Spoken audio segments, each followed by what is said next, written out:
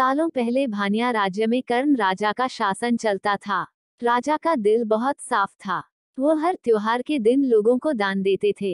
इस साल भी एक त्योहार के अवसर पर राजमहल में दान लेने वालों की भीड़ लग गई। राजा ने सबको भर भर कर दान दिया। अंत में कमर को झुकाते हुए एक महिला राजा के पास दान लेने के लिए पहुंची। लेकिन तब तक राजा के पास दान देने के लिए कुछ भी नहीं बचा। राजा ने तुरंत अपने गले से हीरे का हार निकालकर उस महिला को दे दिया। वो महिला राजा के सिर पर हाथ फेरते हुए आशीर्वाद देकर चली गई। अगले दिन राजा अपने बगीचे में बैठकर सोच रहे थे कि मेरे जीवन में एक पुत्र की कमी है। भगवान ने मुझे सब कुछ दिया लेकिन पुत्र सुख पता नहीं क्यों नहीं दिया। तभी राजा के गोद में आकर एक आम गिरा। राजा इधर उधर देखने लगे। उनके मन में हुआ कि आखिर यह आम मेरी गोद में आया कैसे। तभी कुछ देर बाद उन्हें बहुत सारी परियां दिखीं। उन सभी परियों में से एक नीली आंखों वाली परी राजा के सामने आई और बोलने लगी कि इस आम को अपनी पत्नी को देना। यह आम तुम्हें पुत्र रत्न देगा। इसे खाने के 9 महीने बाद ही तुम्हारी पत्नी मां बन जाएगी। वैसे तुम्हारे भाग्य में पुत्र सुख तो नहीं है, लेकिन तुम दिल के साफ हो और बहुत दानी हो, इसलिए तुम्हें यह सुख मिला है। बस यह सुख तुम्हें सिर्फ 21 साल तक मिलेगा। जैसे ही तुम्हारे बेटे की शादी होगी, उसकी मौत हो जाएगी। राजा ने दुखी मन से नीली आंखों वाली परी से पूछा, क्या इसका कोई उपाय नहीं है? परी ने कहा, राजन, कल मैं कमर झुकाते हुए एक साधारण महिला के रूप में तुम्हारे दरबार में दान लेने के लिए आई थी। देखो, जो माला तुमने मुझे दी थी, वो मेरे गले में है। तुम्हारे इसी कर्म और दूसरों की मदद करने की भावना के कारण मैं तुम्हें पुत्र का आशीर्वाद देने के लिए आई हूँ। लेकिन तुम्हारा बेटा 21 साल से ज्यादा नहीं जी पाएगा।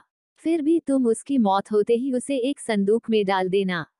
उसके बाद संदूक में 4 दही के घड़े रखना और बीच जंगल में लाकर छोड़ देना। इतना कहकर नीली आंखों वाली परी वहां से ओझल हो गई।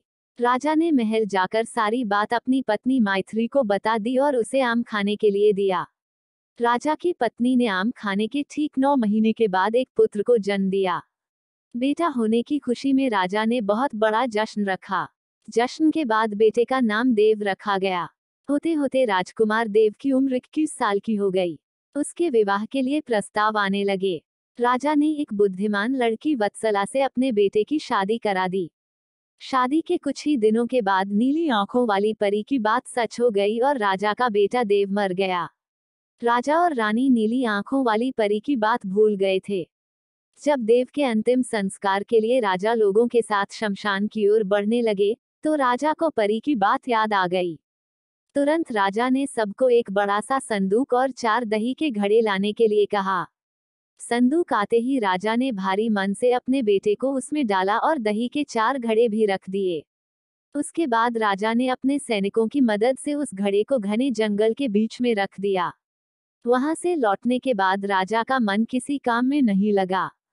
कुछ समय बाद देव की पत्नी अपने मायके चली गई। समय बीता और देव की मृत्यु को 1 साल हो गया। देव की पत्नी वत्सला के घर एक बूढ़ा आदमी खाना मांगने के लिए पहुंचा। उसने बड़े प्यार से उसे खाना खिलाया। खाना खाने के बाद उस भिखारी ने अपना हाथ धोने के लिए दूसरे हाथ की मुट्ठी खोली। तभी वत्सला ने उस मुट्ठी में अपने पति देव की सोने की चेन देखी।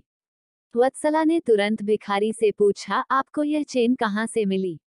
यह मेरे पति की है, जिन्हें संदूक में बंद करके जंगल के बीच में रखा गया था। भिखारी ने डरते हुए कहा, हाँ, मैंने यह चेन उसी संदूक से निकाली है।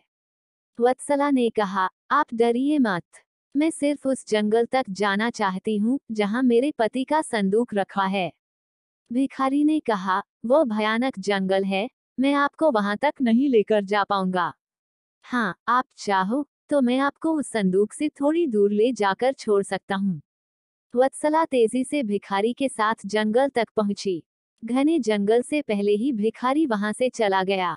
फिर वत्सला अकेले अपने पति के संदूक को ढूंढने के लिए निकल पड़ी। वहां जाकर उसने अजीब सी चीजें देखीं। उस संदूक के पास बहुत सारी परियां थीं। वत्सला पेड़ के पीछे छुपकर उन्हें देखने लगी। वत्सला ने देखा कि सारी परियों के बीच से एक नीली आंखों वाली परी आई और उसने संदूक में एक लकड़ी देव के मृत शरीर के सिर के पास और एक पैर के पास रखी। तभी देव संदूक से बाहर निकल आया। परियों ने देव को मिठाई खिलाई और दोबारा संदूक के अंदर डालकर लकड़ियों की स्थिति बदल दी। रोज रात को नीली आंखों वाली परी इसी तरह से देव को संदूक से बाहर निकालती और फिर उसी में भेज देती थी। वत्सला डरते हुए उसी जंगल में फल खाकर 3 से 4 दिन तक यह सब देखती रही। एक दिन वत्सला ने भी संदूक खोलकर नीली आंखों वाली परी की तरह ही लकड़ी की स्थिति को बदला। तभी देव संदूक से बाहर निकल आया। देव ने जैसे ही अपनी पत्नी को देखा, वह हैरान हो गया। देव कुछ बोल ही रहा था कि अचानक वत्सला बोल पड़ी, मैं आपको इस जंगल में इस स्थिति में रहने नहीं दूंगी। आपको मेरे साथ चलना होगा। देव ने वत्सला को समझाते हुए कहा, मैं नीली आंखों वाली परी की वजह से ही इस दुनिया में आया हूँ। मैं उनकी आज्ञा के बिना कहीं नहीं जा सकता। तुम मेरे संदूक में रखा हुआ एक घड़ा अपने साथ लेकर मेरे राज्य चली जाओ। वहां छुपकर रहना। तुम्हें 9 महीने बाद एक पुत्र होगा, तब मैं तुमसे मिलने आऊंगा। अब तुम लकड़ी की स्थिति बदलकर मुझे पहले की तरह संदूक में जाने दो। वत्सला ने अपने पति के कहे अनुसार ही किया। सबसे पहले संदूक में पति को भेजा। फिर वह दही का एक घड़ा लेकर रूप बदलने के बाद राजमहल पहुंची और रानी को चिट्ठी भेजकर रहने के लिए जगह मांगी। रानी ने दया करके उसे राजमहल के पास ही एक कमरा रहने के लिए दिया। जब रानी को पता चला कि वह गर्भवती है, तो रानी उसका ख्याल भी रखने लगी। जब वत्सला ने बच्चे को जन्म दे दिया, तो देव उससे मिलने के लिए आया। उस समय रानी पास से ही गुजर रही थी। उन्होंने तुरंत अपने बेटे को पहचान लिया। रानी सीधे देव के पास पहुंची और पूछने लगी, यह तुम्हारी पत्नी है? यह तुम्हारा पुत्र है? तुम जीवित हो। अब मैं तुम्हें कहीं नहीं जाने दूंगी। देव ने कहा, माँ, मैं आपके साथ नहीं आ सकता हूँ। इसका एक ही उपाय है। आपको अपने पोते के लिए एक उत्सव रखना होगा। आप उसमें सारी परियों को बुलाए। जब परियां आ जाएं, तो नीली आंखों वाली परी का बाजूबंद किसी तरह निकालकर जला देना। उसके बाद नीली आंखों वाली परी से मेरे जीवन का वरदान मांग लेना। इतना कहकर राजकुमार देव वहां से चला गया। उसकी मां ने दुखी मन से उसे विदा किया। कुछ ही दिनों में रानी मैथिली ने अपने बेटे देव के कहे अनुसार जश्न रखा और सारी परियों को भी बुलाया। सभी जश्न में डूबे हुए थे। तभी रानी मैथिली का पोता रोने लगा। रोते बच्चे को देखकर नीली आंखों वाली परी ने उसे अपनी गोद में उठा लिया। तभी रानी मैथिली ने परी से कहा, देखिए न, इसे आपका बाजूबंद पसंद आ गया है। तभी तो आपके पास आते ही इसने रोना बंद कर दिया। क्या आप कुछ देर के लिए अपना बाजूबंद इसे खेलने के लिए दे देंगी? परी ने तुरंत अपना बाजूबंद उस बच्चे को दे दिया। रानी मैथिली को इसी मौके का इंतजार था। उसने सबकी नजरें बचाते हुए उस बाजूबंद को आग में डाल दिया। नीली आंखों वाली परी ने अपने जलते बाजूबंद को देखकर रानी मैथिली ने पूछा, आपने यह क्या किया?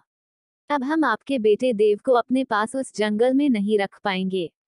यह सुनते ही रानी मैथिली ने रोते हुए परी से प्रार्थना की।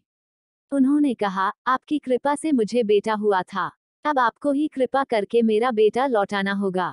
मैं आपसे अपने बेटे देव की भीख मांगती हूँ। नीली आंखों वाली परी को मां का प्यार देखकर दया आ गई और उन्हें आशीर्वाद दे दिया। परी के आशीर्वाद से राजकुमार देव संदूक से निकलकर घर लौट आया। राजकुमार अपने परिवार के साथ खुशी खुशी रहने लगा।